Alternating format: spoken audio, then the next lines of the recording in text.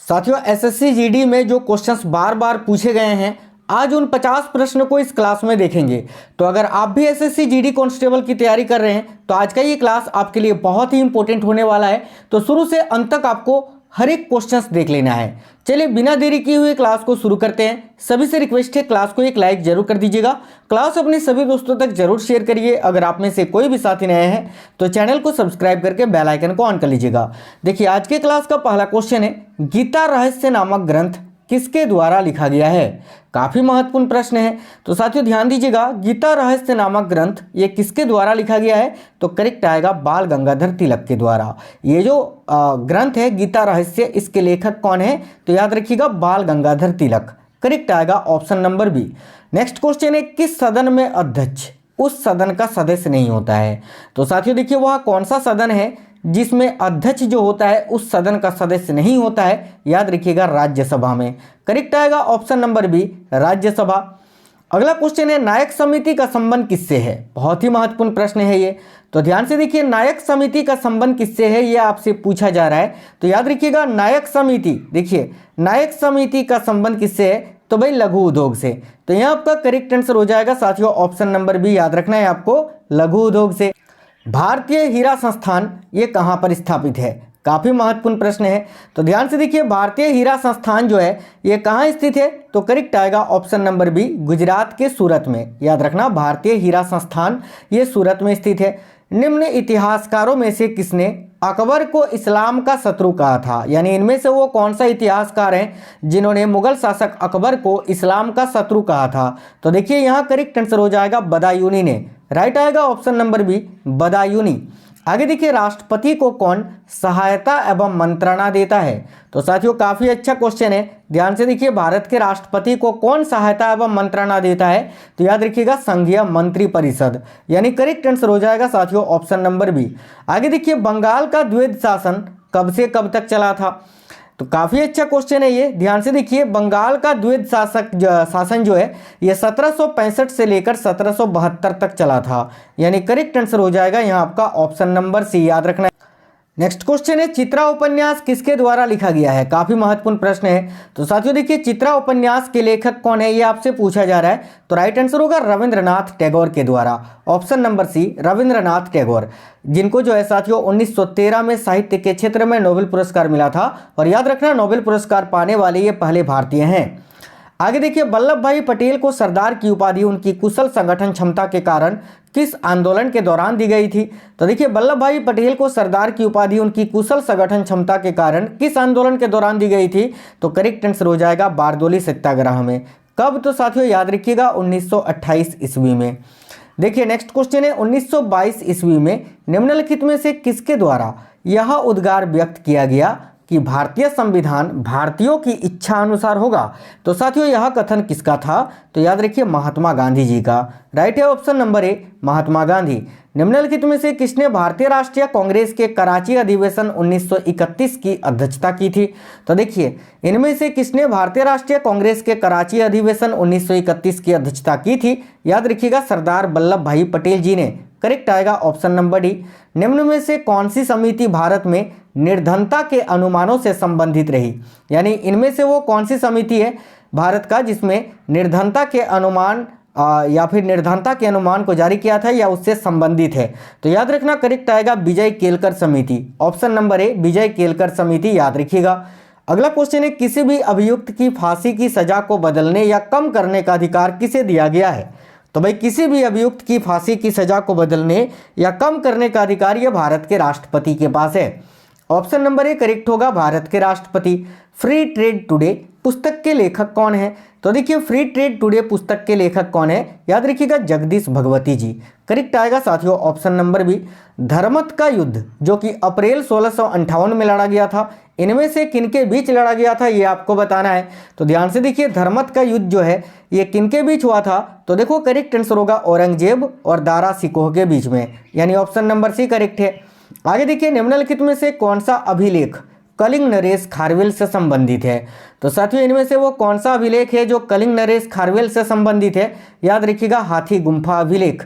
Correct आएगा option number ए। निम्नलिखित में से मगध का कौन सा राजा सिकंदर महान का समकालीन था? तो साथियों देखिए, इनमें से वो कौन सा मगध का राजा है जो कि सिकंदर महान का समकालीन था? तो करेक्ट आएगा ऑप्शन नंबर बी, घनानंद। याद रखिएगा। नेक्स्ट क्वेश्चन है, हमारे धर्म रसोई घर में है, हमारे भगवान खाना बनाने के बर्तनों में है, आज हिंदू धर्म मत छुओवाद बन गया है, यह किसने कहा था? तो देखिए, इस कथन को कहा था स्वामी विवेकानंद जी ने। याद रखना, स्वामी विवेकानंद जी की जन्मतिथि पर प्रत्येक वर्ष 12 जनवरी को राष्ट्रीय युवा दिवस मनाया जाता है। आगे देखिए, नेक्स्ट है, किस विदेशी राजा ने गुर्जर प्रतिहार वंश को अल गुजर एवं इस वंश के शासकों को बोरा कहकर पुकारा था? तो साथियों देखिए, करेक्ट आंसर हो जाएगा असमसुदी ने। करेक्ट आएगा ऑप्शन नंबर बी, असमसुदी। अगला क्वेश्चन है, बौद्ध ग्रंथ पिटकों की रचना निम्नलिखित में से किस भाषा में की गई थी? तो बौद्ध धर्म जो है पिटकों की रचना किस भाषा में की गई थी? तो याद रखिएगा, पाली भाषा में। राइट है ऑप्शन नंबर सी, पाली। किस सिख गुरु की मृत्यु के लिए औरंगजेब जिम्मेदार हैं? काफी महत्वपूर्ण प्रश्न है, तो ध्यान से देखिएगा, वो कौन से सिख गुरु हैं जिनकी मृत्यु के लिए औरंगजेब जिम्मेदार हैं? तो करेक्ट आएगा गुरु तेग बहादुर। याद रखना, ये जो गुरु तेग बहादुर हैं, इनका वध औरंगजेब ने करवाया था। अगला क्वेश्चन है, निम्नलिखित राज्ययुग्मों में से किसे राज्यसभा में समान प्रतिनिधित्व प्राप्त है?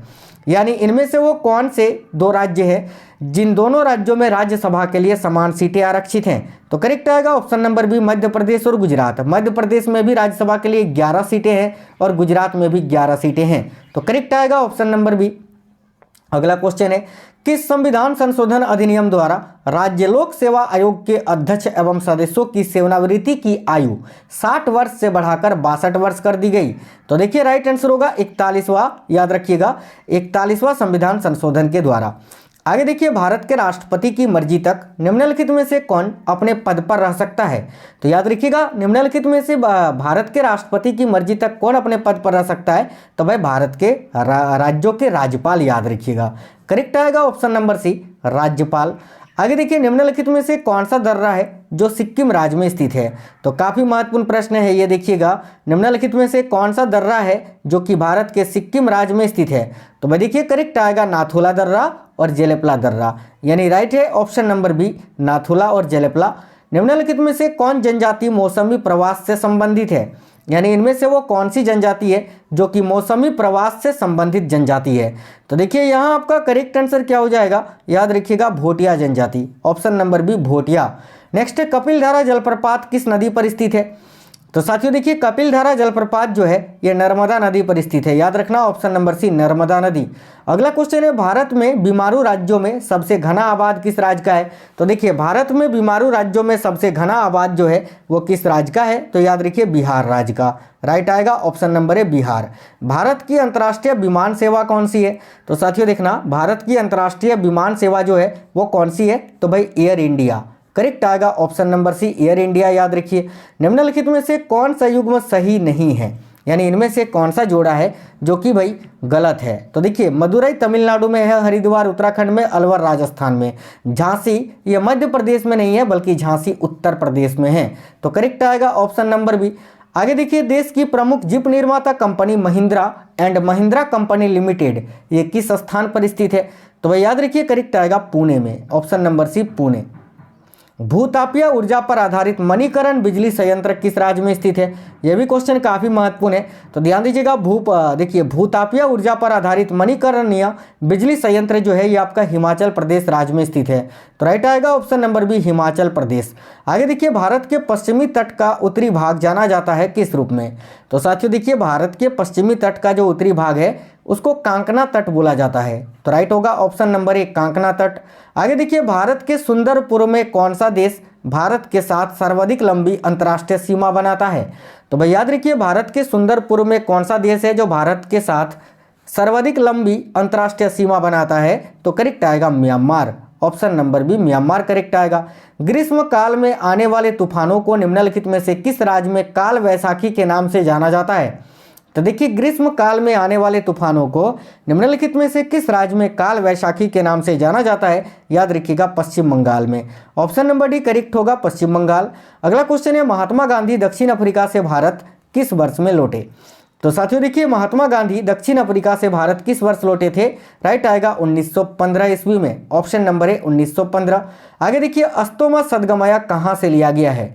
तो अस्तोम सद्गमय जो मंत्र है इसको ऋग्वेद से लिया गया है। Option number A Rigveda correct हो जाएगा। अगला क्वेश्चन है, किस मुगल बादशाह के दुर्भाग्य पर व्यंग्य करते हुए लेनपुल ने लिखा है कि वह जीवन भर ठोकरें खाता रहा और ठोकर खाकर ही उसके जीवन का अंत हुआ? तो साथियों लेनपुल ने ये हुमायूं के बारे में कहा है। राइट आएगा ऑप्शन नंबर सी हुमायूं। किस रचना में नारी को सूरा और पासा के साथ 3 प्रमुख बुराइयों में शामिल किया गया है?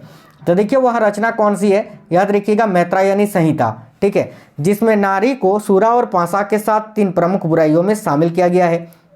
अगला क्वेश्चन है, एक अच्छे ईंधन के लिए आवश्यक शर्तें क्या होनी चाहिए?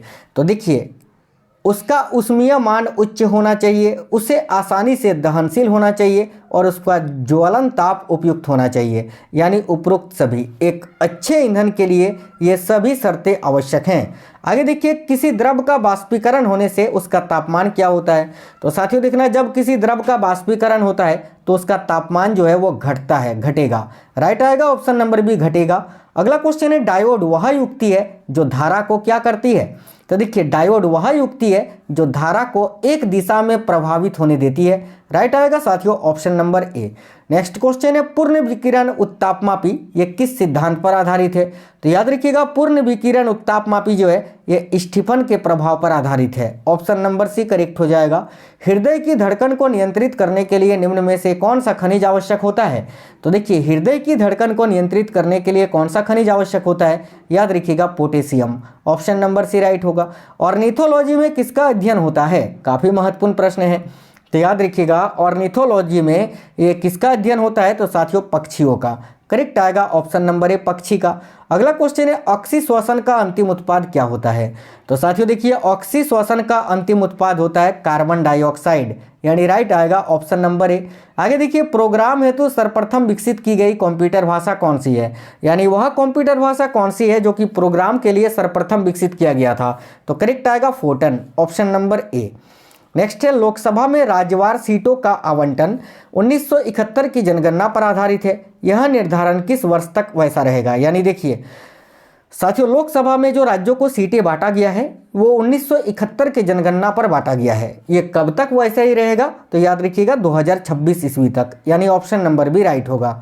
आगे देखिए, निम्नलिखित में से कौन सी योजना भारत सरकार द्वारा आरंभ नहीं की गई है? तो देखिए वृद्धा पेंशन योजना ये तो भारत सरकार के द्वारा आरंभ की गई है। भारत निर्माण योजना और कुटीर ज्योति योजना ये तीनों भारत सरकार के द्वारा आरंभ की गई है, लेकिन जीवन तरंग योजना ये भारत सरकार के द्वारा आरंभ नहीं की गई है। तो ऑप्शन नंबर डी राइट होगा। अंतिम क्वेश्चन है, विचित्र चित्त मत विलास आदि उपाधि धारण करने वाला पल्लव शासक कौन था? तो देखिएगा विचित्र चित्त मत विलास आदि उपाधि धारण करने वाला पल्लव शासक था महेंद्र वर्मन द्वितीय। तो यहाँ आपका करेक्ट होगा साथियों ऑप्शन नंबर बी, याद रखिएगा महेंद्र वर्मन द्वितीय। तो आज का ये क्लास आपको कैसा लगा है जरूर कमेंट बॉक्स में कमेंट करके बता दीजिए। क्लास को एक लाइक जरूर कर देना, अपने सभी दोस्तों तक जरूर शेयर करिएगा। तो साथियों मिलते हैं आप सभी से नेक्स्ट क्लास में, तब तक बिल्कुल स्वस्थ रहें। जय हिंद सभी साथियों को, वंदे मातरम।